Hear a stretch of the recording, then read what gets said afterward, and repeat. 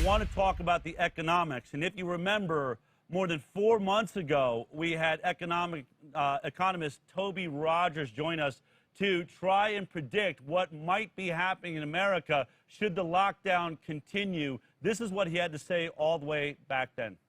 When unemployment increases, lots of people die. We have very good data on this. 5 years after unemployment goes up by 1%, 36,000 people are dead as a result of unemployment. And about half of those deaths are from heart attacks. But you also see other what are called deaths of despair. So increases in alcoholism, increases in suicide, and you see more people end up in mental hospitals. Last year, they found that 39% of Americans would have trouble covering an unexpected expense of $400. That's because they live paycheck to paycheck. They don't have more than $400 in reserve. 51% of small businesses in America will fail if the economy is locked down for 90 days. What we're seeing in unemployment claims around the country are 10 to 12-fold increases in unemployment claims already. That's Great Depression levels of unemployment. What does this nation look like after 18 months of some form of lockdown while we wait for this mythical product? We're in uncharted territory here. There's no model for this, there's no textbook, but common sense tells us that we would never make it to 18 months. That was 4 months ago. I'm now joined by Toby Rogers. All right, Toby, we're 4 months into this thing since we last spoke. You saw some of the things that you were saying then. Do you feel like you maybe overstated it, or are we on track? What is the state of the union as we speak today? Thanks for having me on the show, Del. Unfortunately, the estimates I made 4 months ago are still right on track. So I had a lower bound, a middle, and then an upper bound estimate, and we're right about in the middle bound estimate. Jeffrey Jackson did a beautiful job of explaining some of the economic trends that we're seeing, and they're all troublesome. So the point I made in the Deaths of Despair article that I wrote back in March, and then I was on the Highwire to talk about it as well, is that these lockdowns have health impacts beyond coronavirus, right? Suicides, heart attacks, alcoholism, and overdose deaths are the most common outcomes. And we're seeing all of those things. Now, it's interesting, when I was on the show back in March, I was the first guy to say that the lockdowns were going to create deaths of despair. And then this argument got picked up and became part of the national conversation. And so the Wellbeing Trust in Washington, D.C., they created their own deaths of despair model. Wow. And it was very similar to mine and consistent with mine. And if anything, they sort of underestimated the trouble that we're in. And then that was picked up by Forbes, and then CBS News, and Bloomberg, and Newsweek. And so it was definitely part of the conversation. And then it was interesting because the mainstream kind of got freaked out that we were having this nuanced discussion about additional factors and a holistic model of thinking about the health and economic impacts of the lockdown. And so the Washington Post, which is a pretty reliable mouthpiece for the pharmaceutical industry, they brought in Ann Case and Angus Deaton, who are the two Princeton economists who wrote the definitive book on deaths of despair. And they had them write an op-ed that says, yes, there's this massive literature on deaths of despair, but we don't think it's going to apply to the lockdown. And their article was just preposterous. They say things like, well, deaths of despair take many years to take hold and build, and this is typically preceded by community destruction.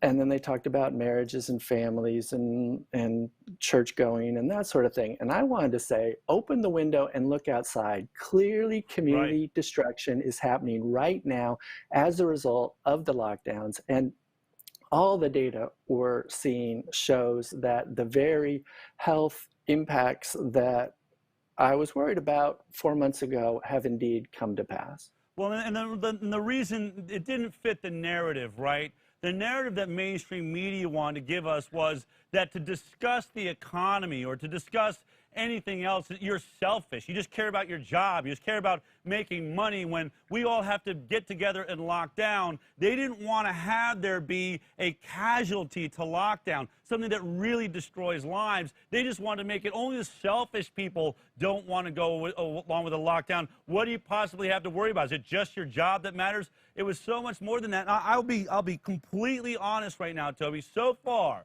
in all of my talking to friends and family outside of this show, I've met one person that told me that they had a best friend that died of COVID-19. I have had 3 people tell me their family members committed suicide in the middle of this.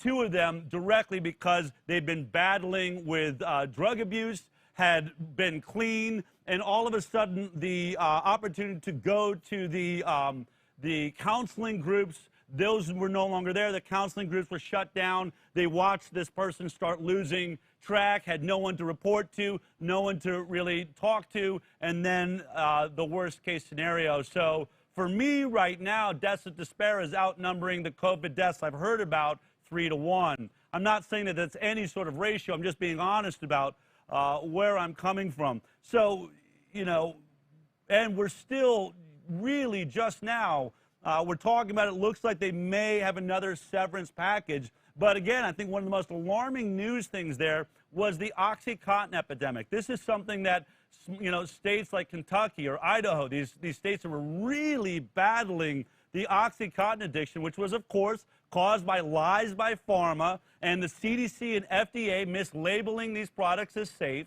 and having people get addicted to them. I think they say nearly 60,000 people die every year. Some of these states have really spent a lot of money trying to get in control of that, and then the reporting is that now that these people are locked down, we don't have the resources, we don't have the hospitals, we don't have the clinics, we don't have the counseling available, and it's starting to just swell in these states. And that, when I think about that, Toby, that's 60,000 deaths right there. That's half of where we're at with COVID-19. If that gets back to its normal number, that is such a gigantic casualty. Yeah, I feel like Fauci and Collins and Redfield and Adams did the United States a tremendous disservice by putting one option on the table, which was lockdown until a vaccine. And this was always preposterous because we are unlikely to have a safe and effective coronavirus vaccine in our lifetime. And that's because the virus mutates too fast, and it's because the mRNA technology has never worked in humans before, and there is a high likelihood that this warp speed vaccine program is actually going to produce iatrogenic injury at levels that we've never seen before. And yet the federal government, the public health authorities who are in positions of power, only gave us one choice: lockdown until a vaccine. It was always a preposterous choice. And there were lots of intermediary steps available as far as treatments, boosting our immune system, hydroxychloroquine, vitamin C, vitamin D, zinc, all sorts of things that functional and integrative medicine already know about. And those options were blocked. And so all of the middle ground options for lessening the severity of this crisis were taken off the table, and that did a tremendous disservice. And then, as you point out, and Jeffrey Jackson points out, then all the numbers as far as the additional health impacts of the lockdown have been catastrophic. There's been a mental health epidemic we are in right now: depression, anxiety, suicides, and overdoses. Doctors in Northern California said that they've seen a year's worth of suicide attempts in the space of 1 month. So that suggests a 12-fold increase in suicides. The Washington Post reports heart attacks have increased by 27%. Washington Post also reports that overdose deaths, as you've pointed out, increased 18% in March, 29% in April, 42% in May. I don't even want to know what they're going to be in June. It's just catastrophic. And we had hoped for some silver linings, like the number of auto accidents going down. And unfortunately, fatalities from car crashes have actually gone up, because even though people are driving less, they're driving faster than before. So if they get into a crash, then they're more likely to die. So I would argue they're also wearing a mask, and I don't care what anyone says. Right. I don't think you're getting a full dose of oxygen. Not everybody, not in a hot day. Hope that air conditioner is working inside of your car. All of these things, we can't even imagine the repercussions of all of them. All right, let me ask you a question. I know that we were going to talk about deaths of despair, but maybe you can help me, because this is just honestly me. I'm worried about a food shortage. I'm worried that there's not enough food that's being processed. I'm worried that the unemployment could get to a rate, it may not affect the Hollywood movie stars that keep telling us to lock down, because I hope that their manager didn't run off with all their money and the millions in their bank accounts can take care of them. But for the rest of the people, when we hear about, 85% of the independent restaurants are going to close down, that's both the restaurateur and all the waiters, all the bartenders. These people are going to be on the streets. They're not going to have money. They're not going to be able to feed their families. I worry about crime. I was just talking to someone down in Odessa, Texas, that was telling me, yeah, it's getting crazy down here. We've had 150 burglaries in the last couple of weeks, where you have really, suppressed, people that are not as, financially stable. You start wondering, can this turn into Mad Max? Where are we going? Is that on our horizon? Is there the potential that we could really find ourselves in a nation that at best looks like the Soviet Union, where there seemed to be some, police control, but you can't find enough stuff on the shelves and everybody's barely getting by? What are your thoughts on that? I'm worried about all of those things as well. So there's the coronavirus crisis that's caused lockdowns, perhaps unnecessarily, that's caused an unemployment crisis. And if unemployment benefits run out at the end of July, so next Friday, then we're going to have a foreclosure crisis, an eviction crisis, and a homelessness crisis, the likes of which we've never seen before. So right now, Congress has reduced the impact of the lockdown by having fairly generous unemployment benefits. There's the standard unemployment, plus they added $600 per week in additional coronavirus unemployment benefits. That's kept the economy going for the last quarter, but all of that runs out next Friday. And so really Congress has a... They're really just anesthetizing us from our reality, right? They're drugging us through our reality, handing us fake or free money, printing it, I don't even know at what rate, but it's not the reality, right? Just because we're surviving on these checks coming from the government, we don't live in a communist country. We don't get paid to sit at home getting our checks. It's just making us unaware that at the end of this, how many people just aren't going back to a job? I just don't think we're thinking about that. Right, and you're raising this point, and few others are, and so you're doing a tremendous service to the world by highlighting these issues. And the issues that we have to worry about are long-term poverty, a sort of permanent underclass that's never going to return to normal jobs. There's also worries about inflation. There's too many dollars chasing too few goods, and that creates conditions where we might see inflation. And what I appreciate about what you're doing with the show today and in general is by you focus on the real issues, the important issues. And I feel like there's this important headline that's gotten lost in all the debate about masks and reopening and all that sort of thing. And the larger headline here, and you've highlighted this on the show, but I want to underscore it, which is that Western allopathic medicine has completely and totally failed.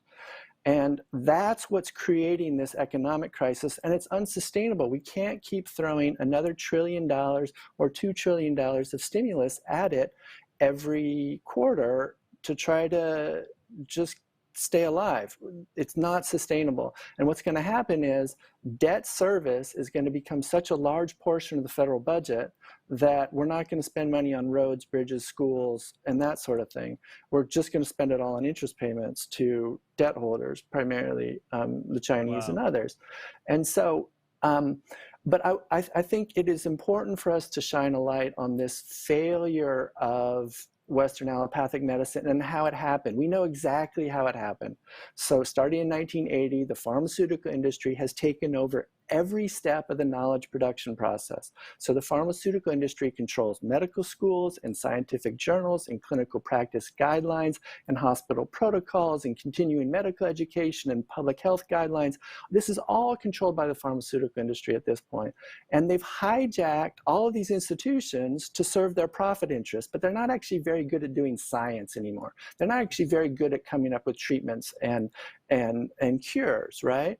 And so, so then this crisis came along, and the pharmaceutical industry, Western allopathic medicine, public health in general, they were completely unprepared to think and react in the ways that we needed. So tests were inaccurate and hospital protocols were wrong. And these blue state governors like Cuomo, Murphy, Newsom, they were obsessed with ventilators and hospital capacity when they should have been focused on boosting immunity in senior citizens. And as we talked about before, there was this obsession with lockdowns until a vaccine, even though a safe and effective coronavirus vaccine likely is not going to exist in our lifetimes. Even if it gets here in the rushed amount of time they're talking about, 12 to 18 months, America's devastated. We are in rubble by that point. There's just smoking cinders and bread lines as far as you can see. So I don't even care what you think about a vaccine, even if it hits their crazy deadline and you don't have a problem with the fact that it went through no long-term safety studies. It's out 12 months after it was tested, which means it had about a 6-month safety test at best. Even if they hit that deadline, Toby, there's nothing left of the country that we knew. And it's completely unnecessary. That was not the only option on the table. This is not the right way to develop vaccines. It is completely irresponsible to produce 100 million doses of a vaccine. That's the lower bound. The upper bound is closer to 500 or 600 million doses of a vaccine that hasn't been through proper safety trials. That's scientific malpractice. It's medical malpractice. It is no way to run a country, and it's going to cause a catastrophe, in addition to the economic catastrophe that we already have. And the tragedy in all this, as you know, is that it doesn't have to be like this, right? Functional medicine and integrative medicine, they know how to prevent and cure coronavirus, and Western allopathic medicine does not. So Dr. Zach Bush knows how to treat and cure coronavirus, but Dr. Anthony Fauci does not. And unfortunately, right now, Fauci's in a position of power and Dr. Zach Bush is not. Right. But as a society, we can change the situation. We can replace these doctors like Fauci who have the wrong paradigm with doctors and scientists who actually understand what's happening and have a theory of the case that actually matches the data. Well, Toby, obviously, you know, these are sobering numbers. It's a sobering reality. But I think what it says is that we have got to get involved. We've got to stop the battling over minutia, whether this little thin piece of fabric actually does anything to protect me. And when I see, you know, stories of teachers that are dying and they wore this the whole time and everyone else wore it the whole time, but it didn't seem to save them. But that's not the conversation, certainly not the only conversation. I'm so glad you're out there, and I'm glad that you warned all of us. I wish more of us were listening. You had a little blip, right? We had a little blip where mainstream media decided to tell the truth. We've got to start demanding more of mainstream media, of our government officials. Folks, we've got to get involved. Toby, what is your last word to the people? How do we get out of this? How do we move forward in a positive way? What is a step we can take?